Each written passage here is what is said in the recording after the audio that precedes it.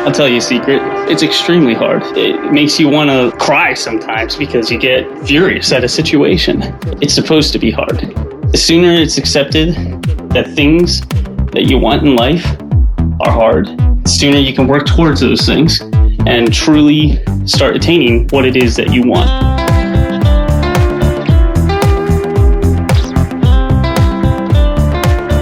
This is Mitch from the Pencil Kings podcast. If you're not familiar with our site, pencilkings.com, where we're teaching beginner and intermediate artists. We're letting them learn from professional artists and put them inside a community. We're forcing people to take action.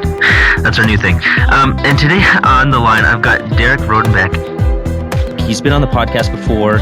And you may remember he was a comic book artist that went to the Kubert School. He said, Mitch, I'm starting a clothing company. And I thought that was really interesting because I've been really scared to start a clothing company. It's something that I've wanted to do for years. I think I've interviewed 2 or 3 people about clothing companies now and saying how I'm going to do it. I want to do it. People have even reached out to me and be like, Mitch, did you do the thing? Did you start a clothing company? Like, did you even get a design done? And the answer is no. I'm not sure what it is. If it's fear, if it's that I'm ashamed of my skills, that I feel like it's part of all of these things. If it's like not knowing what the first step should, well, I know what the first step is. You just make a design, or that's what my first step would be. But I know I talk a big game a lot of the time, and I try and inspire a lot of people. But when it comes to this t-shirt thing, man, I don't know what it is. It's like I'm trapped inside, this invisible Houdini glass box, and I can see it. I'm like a mime, just like, except where a mime will use his hands and touch the glass. I'm just banging my head into it. Or I'm not even trying to bang my head into it. That's probably more realistic. So welcome to the call, Derek. Great, thanks, man. How are you doing today? I'm doing well. Like you said, it's starting a company. Definitely time intensive. I have a lot on my plate, but I'm doing well. Thank you. So yeah, I'm really excited and interested and curious about the whole decision to start a business and then to state it publicly. And because I know that it's not just me that has something that they want to do with their art and they're just not doing it. It could be an established artist. You could be a studio artist like I used to be. Mm-hmm. And you always wanted to do whatever it is with your creative talent, but you're not doing it. For those people out there, can you walk us through, like, did you just wake up one day and say, like, yeah, I'm going to start a t-shirt company. I'm going to be awesome. I don't think it was like that, but what was it like from your point of view? As far as clothing goes, it's something I think I've always been interested in, just because it's another avenue to allow people to see my work. The cool thing about clothing is it has like a double layer. One, you have that layer of being able to show your work. 2, you have that second layer of being able to make people feel good, not just by the artwork, but by the fabric. And when they initially buy that clothing, you go into your closet, you have probably like 20, 30 t-shirts. You still reach and grab for that one t-shirt all the time. It's that favorite tee. I do it too. Maybe I'm more speaking for myself here, but no, I think it's totally true. It was always something in the back of my mind, and it was a reoccurring thing that kind of echoed in my head, and I kind of dismissed. It wasn't till about 8 months ago that one of my friends came to me. I was like, we should kind of start doing something. And it was kind of one of those things where I dismissed it again. And it was probably a little over half of a year ago that I really sat down and started thinking about it seriously, because quite honestly, where I was going with comics, I found myself to be starting to become unhappy with what I was doing in comics. So that was kind of like the initial push. And so when your friend came to you and said, we should do something, was there more of an intention behind that? Like, that sounds pretty vague. It's like, you could do anything. You could be robbing banks, or you could be, getting into bodybuilding like you've already done. Or, but was there a specific like art intention when you had that conversation 8 months ago? It was more along the lines of, hey, we both like lifting. Let's make stringers. For those who don't know, stringers are pretty much cut up shirts that bodybuilders wear. But gotcha. It's like, yeah, I guess we could do that. But it didn't move me. Right away. That was like 8 months, and then at the 6 month point, you started to sit down and really think about what that might mean. Like that idea of, maybe doing stringers wasn't the thing that moved you, but there was something in just the idea of like, yeah, I'm not happy with the way things are going. Something's got to change. Exactly. A lot of it had to do with financial situations, and also being in a freelance lifestyle where it's up and down, up and down, up and down. Then having the second job to have the other job, I saw myself not being fulfilled. I started to see myself become just kind of waiting in the water for that helicopter to come and scoop me up and get me that job. And that's going out and searching for the work, applying for the work, and there was no traction. I said to myself, I need to figure some stuff out, and I need a way to have an outlet for my work. And I went to actually a seminar down in Tampa.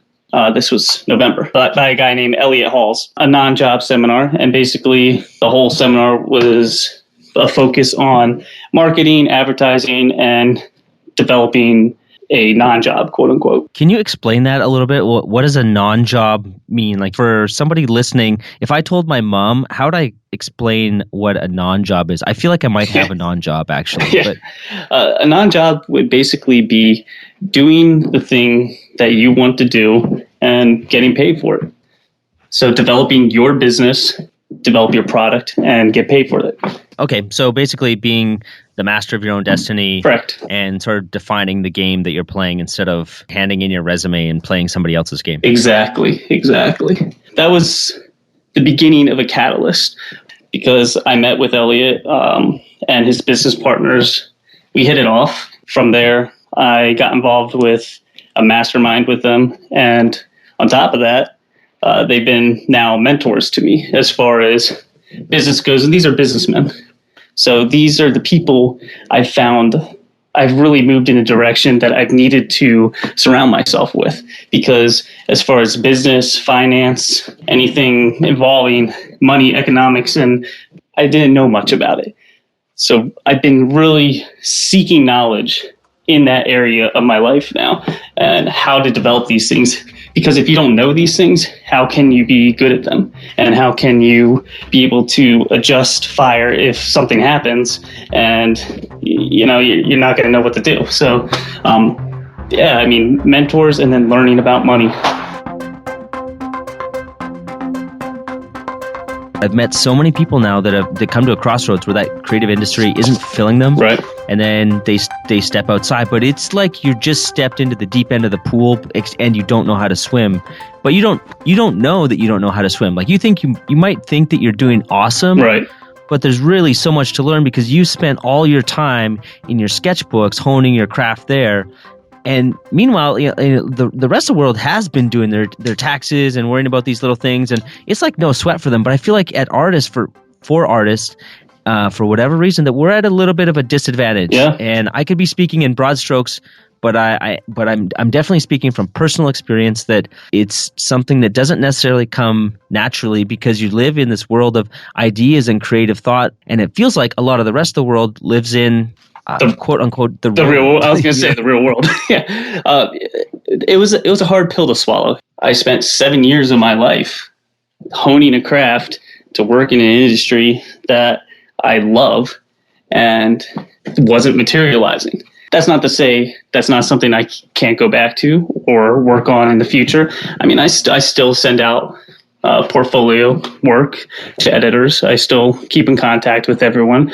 And if someone offered me, a pinup or a cover or something, I would take it. But I slowly began to understand how important it was to involve myself in a network that involved business, marketing, and how to develop a business, how to create a business, and how to most importantly take action on your ideas. And this is the part that I'm most interested and excited about is the paralysis from having the idea to doing something. So what were some of the first steps that you took, not necessarily in the business sense? I know that's important, but I want to think about the artist. Sure. And I want to think about action and also that sort of like these invisible walls that we put up and how to like move through them or step around them in some cases, so that you can start to get just that little bit of initial momentum so that you can keep moving forward. The most important thing is to make a decision on what it is you want and really hold yourself to that. And I know that's really easy to say, and I know that's it's kind of like a serendipitous type of talk, but if it's something you decide to do, you really have to do it. And it's not just going to work on it here and there, or I'm going to work on it for an hour. Hold yourself accountable. You have to. When I first came back from Tampa, I realized that my life had changed and it's moving in a good direction. I just actually came out of a breakup. There was a lot of things kind of going on with my life. It was on a low. Literally the first thing I did when I came back from Tampa was I went to Home Depot and I bought a huge acrylic whiteboard. And I have 2 whiteboards at my house now, one in my office, my studio, and one upstairs in my room. They're 4 by 4 feet. The one upstairs in my room, it marks what I need to do for my company, what I need to do for my personal work, and then meetings and schedules and ideas, and then also my main task for the day. So whatever it is I decide to do for that day, which I write down the night before, it has to get done. And then I'll have subtasks that could either fall to the next day or become a main task for the next day. The downstairs whiteboard is a mind map, basically a flow of ideas, basically mapping out who's involved with what your idea is, where you're going to get money, how you're going to get money, how you're going to develop a product, where you're going to get the product. It's a map. So that's been evolving a lot as well. Whenever I've been stuck and I ask people like, I've got all this stuff going on and I just feel anxious, and they're just like, write it out, even if it's a journal. But there's something that happens when you write something out. So once you came back from Home Depot and you wrote out the stuff, how did you feel? It felt awesome. All of a sudden, everything that was in my head was materialized and it was a reality. I could see it. It was in front of me. So being able to physically see those things in front of me, even though all I had for my business at this point, it was just the whiteboard. Being able to sit there and be like, okay, here's the idea. Now I can start moving in a direction. Now that I have my map, I can see what roads I need to follow. And there was a lot of trial and error with that, obviously, but I probably wouldn't start like that myself personally. Mm-hmm. I think the way you're doing is the right way. I would just jump in to be like, I want to do t-shirts. I'm going to make a design. I don't think there's a wrong way to start. No. But I think there are better ways to start. Road mapping your path and your journey and saying what you want, where do you want to get to, is a lot more powerful than making a design. Like you said, it gives you that roadmap. It's something you can follow and hold yourself accountable to. It wasn't probably for 3 weeks after that. That's when I started working on actually my designs.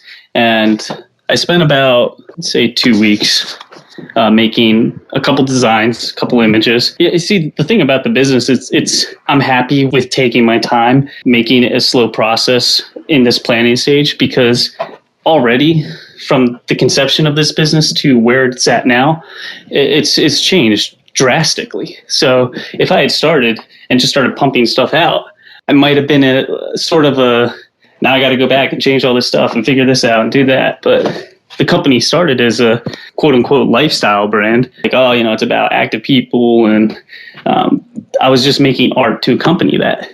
And it took up until probably 3 weeks ago where I was just like, you know what? I'm doing this all wrong. I'm doing this completely wrong. It's not a lifestyle brand. It's not even a brand. It's art. And that's where I sat down and I was talking to my friend, and I'm talking to another buddy too, who also owns a clothing line. And I said to him, it's a museum without walls. And that's when everything clicked. And now I'm printing, now I'm getting hang tags, now working with designers out in Portugal and making dresses and doing all these things. It's amazing. Yeah. I mean, it's surreal to look at where things started and now where I'm at now. Every day it's great.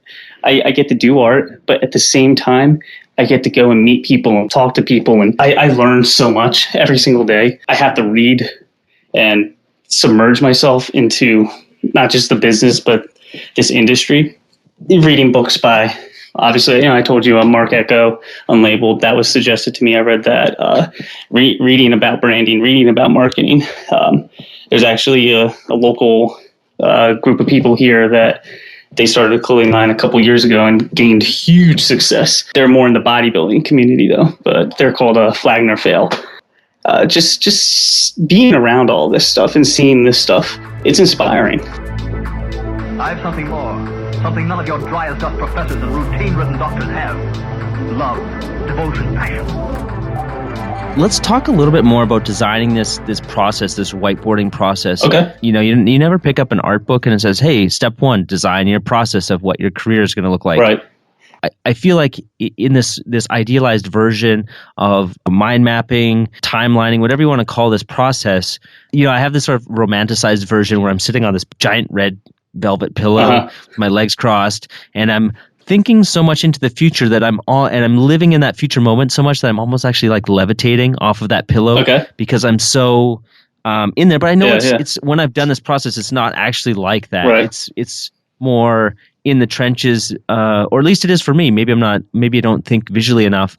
But for you, when you're outlining all this, were you sort of like meditating, just closing your eyes and sort of like thinking through it, or was it more frenetic where you're writing down ideas and that's like sparking another idea and you're just getting all this stuff down as quickly as possible and then you rearrange the pieces afterwards?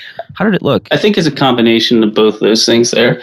I mean, there's long-term goals that you need to be very optimistic about, but you also have to be pessimistic about the things that you're doing right now and the challenges that you're facing. If you look at everything in a completely an optimistic manner where you're ignoring the actual problems that are in front of you, it's almost like you're not going to be able to get that traction and you might get that paralysis. I think you have to be aware of the present moment that you're in. Time is very valuable, and the way that we spend our time, we almost spend it like we have unlimited time. Yeah, I mean, we all feel like we're going to live forever. There's even that song, I want to live forever. Right. Whenever I hear that, it's just like I feel regrounded in reality that, I'm going to be dust one day. Yeah. And it's great we don't think about the end or whatever all the time, because then people probably wouldn't want to necessarily move forward and live. But at the same time, it's important to think about how you spend your time, the way you're spending your time, and what you want out of life. If you want to be healthy and strong, if you want your artwork to get better, if you want your business to grow, you want to be financially stable, or if you want a bigger impact than that with your finances, if you want a loving family, all these things, all these elements. It's hard though, man. Like I feel like you're kind of this superhuman dude. I'm not at all. That's how you think of yourself. I'm going to be the devil's advocate. Wonderful. Or the voice of the naysayer and just say, yeah, who doesn't want to be strong and healthy? Who doesn't want to have a business that's thriving and fulfilling? But who does? What are you doing differently? Can you quantify that for us? Because from the outside looking in, you're doing amazing. I'll tell you a secret. It's extremely hard. It makes you want to cry sometimes because you get furious at a situation. It's supposed to be hard. The sooner it's accepted that things that you want in life are hard, the sooner you can work towards those things and truly start attaining what it is that you want. I want to play devil's advocate again, but we'll yeah, get sure. To that. Let's go. Well, okay, let's go then. So I've thought about this a lot. Why were certain things in my life fairly easy and seem to come naturally, and why have other things been difficult? And the metaphor that I have come up with, I don't know if I got it from somewhere, but is that in life there's a river that's flowing beside you, and it's not like this gusher that's going so fast. It's just flowing right there. And so there's 3 modes. You can be just floating along from the outside. Again, the outside looking in, I don't want to judge people, but it feels like a lot of people are going with the flow and letting the river take them where it will. That is a lot of people. You're right. Then there's those that are swimming upstream. They're trying to do something that's just for whatever reason, it's really difficult. They have to work so hard.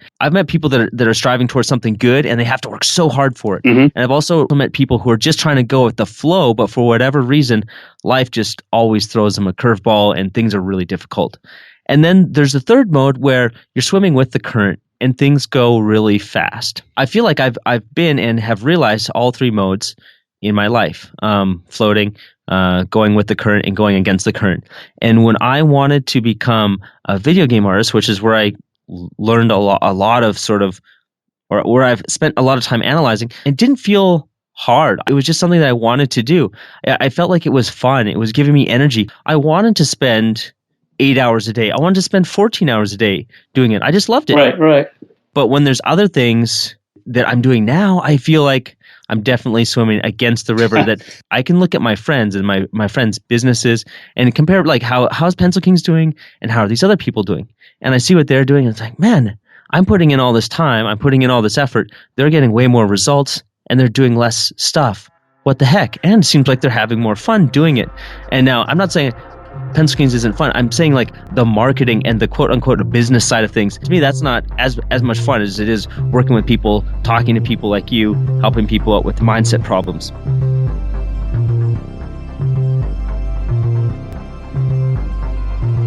It's almost like a snowballing effect, like an avalanche. You have to let the snow pile up. For the past 5 months, I've let the snow pile up on the mountain. And now things are moving. Now I'm starting to print. Now, keep in mind, I don't have product yet, so I haven't turned a profit yet. Everything I'm doing, I'm sinking my money into. My money I work for my other job into. But it's this act of doing. And now more people are coming. Now there's more opportunities. Now people are interested in working with me. As the weight gets heavier and heavier, gravity eventually gives way. And okay. So are you trying to explain this like it's about inertia and momentum? Right. It's hard in the beginning to use, fitness as an example that we can understand. It's hard to go to the gym every day or every 2 days, whatever it is. But after you've been doing it for 6 months, doing it, maybe it becomes fun. Maybe you're like, man, going to the gym is actually the best part of my day. I don't have to think. I can turn my brain off, listen to my music, and I'm doing something for my body. It's amazing. I love it. The whole situation with going with the flow, letting life take you is great. However, you also have to plan when you want to get out of the river, when you want to change course, and when you want to get back in the river. If you continuously just let life take you, you're not going to be able to make the decisions that you need to make because you're just going the day to day. I see that a lot for a lot of people. There was a psychology experiment on learned helplessness. This was way back in the day, but they took dogs and they put them in cages. And on the floor of these cages, they gave them a shot. The dogs in the cage were stuck in there, couldn't get out.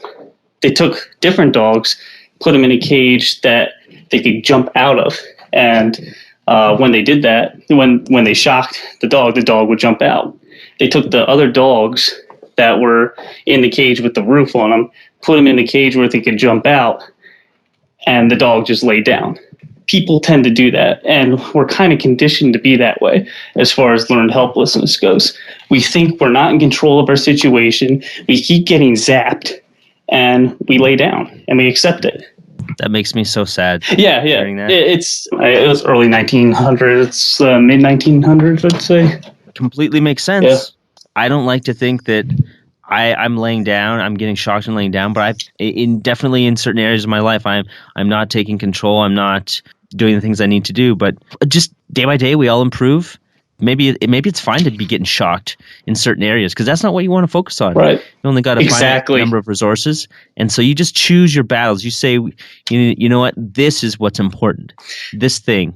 And you focus on that thing that you want in your life and you consciously choose. I think that's the important thing. Every day I wake up, I look at my whiteboard and I say to myself, all right, this is the main task I got to do.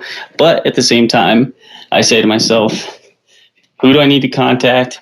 Who do I need to learn from? What is it that I need to learn from? And what do I not yet understand? And I think if you progressively work just on, I heard a good quote, go to bed a little bit wiser every day. And it's really what it is. Just learn about what it is you're doing to the best of your ability, and then just trying to implement it. Even if it's just a little bit, even if it's just a small step, that small step is one step closer as long as you're taking a step. I think this is actually a good point to wrap up. Do you have any last words before I just tie a bow on this one? Yeah, sure. If you're interested in illustrative clothing, the clothing is very illustrative. Again, it's a museum without walls, so to see people walking around with the actual clothing, it is that museum, and to me that's beautiful. That's the fulfilling part for me. The website is lvnup.com, so that's livingup.com, and you can also find me Living Up Clothing on Facebook, Instagram, and all your fun social networking sites. If you are interested in business and how companies get started, I'll be putting out videos on what it is we're trying to do, the pitfalls and the successes. Cool.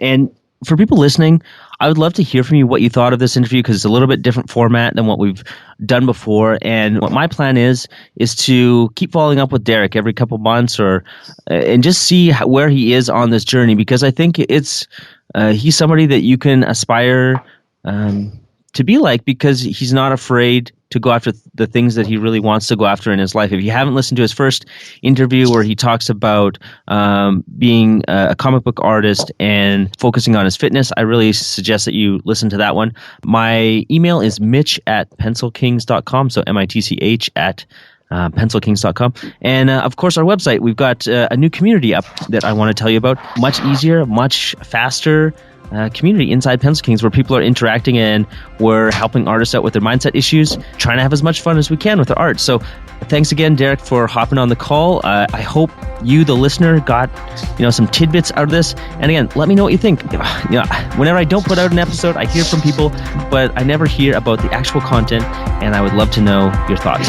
So thanks a lot, and I'll see you again next week. Thanks, Mitch. Bye. Bye.